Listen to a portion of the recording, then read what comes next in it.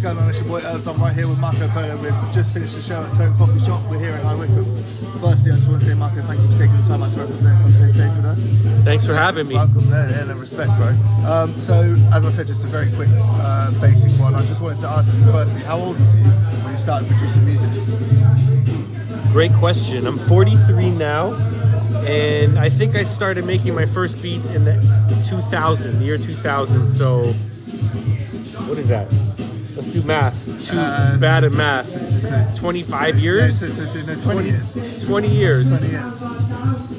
Okay, 20 years old. Okay, cool. So, who, what, or where, or when might be a particular No, wait a second. Your math's terrible, bro. It's 2023 and 2000. That's 23 years ago.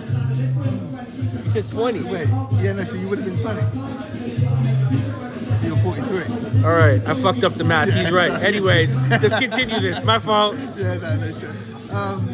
So who, what, where, or when might be a particular time in your life inspired you to start making The RZA and DJ Premier and Q-Tip and Pete Rock and hearing. So, yeah, I was so intrigued with the way these beats sounded and like where they were sampled from. You know, I didn't even understand they were sampling when I was first listening, so I just wanted to learn everything about it. So I had people around me show me how to use the MPC. My boy Shy the Beat Yoda taught me how to use the MPC. And then I just really started learning about music and how records were made and making beats. Then I went to school for music in Toronto, but those are my early influences. And then my pops, rest in peace, was a DJ, and he put me onto a bunch of cool jazz music and all types of stuff. So that sparked it all up. So when you very first started, did you ever think that you'd be traveling? No. with music? No. My life has been a dream ever since the early days of moving to New York, and I'm still learning. And yeah, it's crazy that I'm here with Ace. After all these years, I've worked with a lot of legends. I've put out albums. I've been nominated for awards. Have people across the world knowing my music. What up, Ace? Do you need something? No, I'm just watching. Oh, Ace is here. Now they want him in. Take a seat. Okay, you guys are getting blessed now. Not The interview took a turn for the legend. Conversation. Ace just wanted a seat. So here we are. Yeah, so it's cool, man. It's cool. I'm friends with some of the people I grew up listening to. Before I even made beats, I listened to his music. I was just a fan of music. So to be here now with him, technically in a group situation on our second album is pretty fucking cool. So, you know, DJ Premier called me today to chop it up. I appreciate those moments. I don't take that for granted, even though he's my friend. It's still, when he calls, I'm like, whoa, it's DJ Premier calling my phone for no reason. Just have a good life. He barely calls me.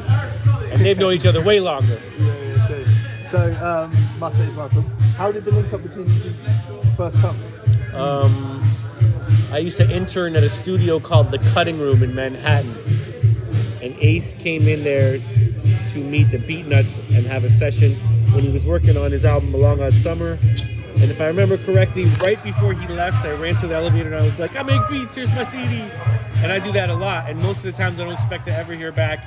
And I don't know from that moment to when he called me later, I don't know how much time went by, but It wasn't a lot of time. he called me, he's like, yo, it's Ace.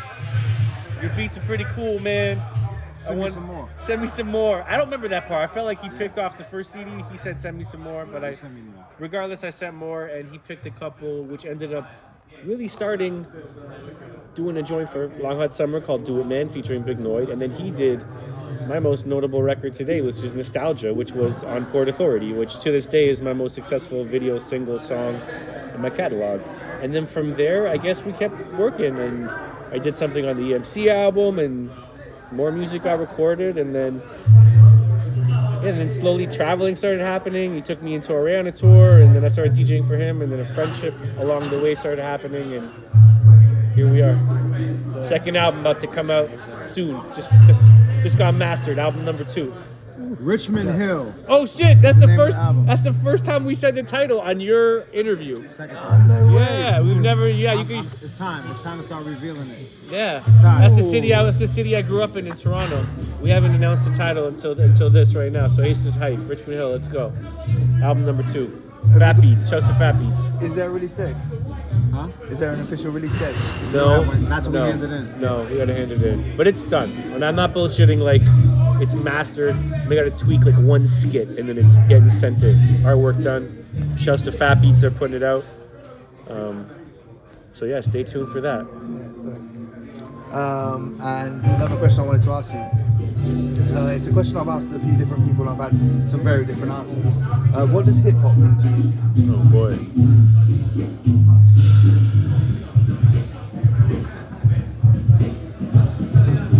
I guess for me it's how we take an energy and express your creativity, and the way you do it is you know, for me it's a hip hop way. It's taking, I'll connect it to producing, taking something old and making it new again. That's like my way to express my hip hop creativity, taking old records and turning them into new energy and new ideas and flipping them. You know, it's also how you carry yourself, how you dress, your mentality. Those are just some of the ways I interpret it. For me, Ace might have a completely different answer. For a New York City kid, growing up, hip hop was a way of life. It's the way we walk, the way we talk, the way we dress. It was the music, it was the movement, the dancing, it was the art, the way we expressed ourselves with paint and magic markers on walls. We just wanted to be acknowledged that we were here. That's what graph was. It was just like, yo, I'm here. Like, somebody look at me. It was the only way kids from any city could, quote unquote, be famous. Put their name on a train, and people see it all around the city, and you feel like you're somebody. Because at that time, nobody felt like anything. And so, yeah, it was just a way of expression. And then, you know, the battling aspect of it obviously has always been there, from MCing to DJing to graph to dance. It's always been about battling and proving yourself and your worth compared to the next man. And all of that, to me, encompasses what hip hop culture is. Ace, how old, Ace, how old was you when you started writing? When I started rhyming? Yeah. Ooh, I started rhyming, I want to say 7th or 8th grade, when I first started kind of like dabbling with rhymes, you know. And when I first started rhyming, it wasn't even like rhymes I was writing. I was hearing rhymes on tapes that were coming from the Bronx and from Queens, different groups. And I would take those rhymes that they were saying on the tapes, and I would just change a bunch of the words and put my name in instead of their name. And, you know, I would edit a couple of things just so that my name would fit and rhyme to whatever it was. That's how it started. And then eventually I started writing my own stuff. And probably like, I would say 7th, 8th grade. Yeah. And obviously before it happened, did you ever think your music would take you across the globe? Nah, you know, in 1987, 8, when I was first walking in the studios and making a couple of demos, there's no way I could have imagined that I would be able to travel to the UK or to Germany or to Switzerland or to Sweden or to Iceland or South Africa or any of that based on these songs and this music. It hadn't happened before, so we couldn't imagine it. But amazingly, here we are, you know. I don't know how many tours in, I don't know how many shows in, thousands and thousands of shows around the world.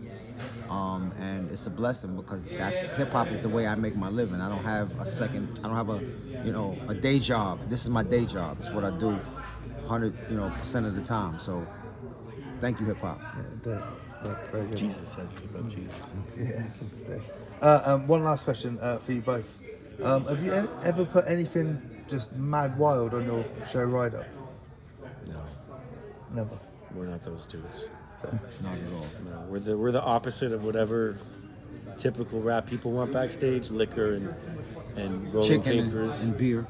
Well, I like chicken. I don't drink beer, but yeah, no, our rider's very, very healthy and boring. Which is good. Easy for the Technically promoters. speaking, our rider is probably wild and crazy. To them, because they're like, what? No 40s? Yeah, because we have like organic, bread, brown bread and fruit. Raw sugar. And they're like, fuck, Green this is tea. annoying. Yeah, no, nothing crazy. Nothing crazy. Salad. We're the most Hummus. we got hummus. We're the most sober rap squad, period. I don't know who would be up there with us in terms of Gotta be somebody, right? and now I quit smoking 7 months, so I don't even have that. So no alcohol, no weed, nothing. Yeah, that's right. Clap it up for me.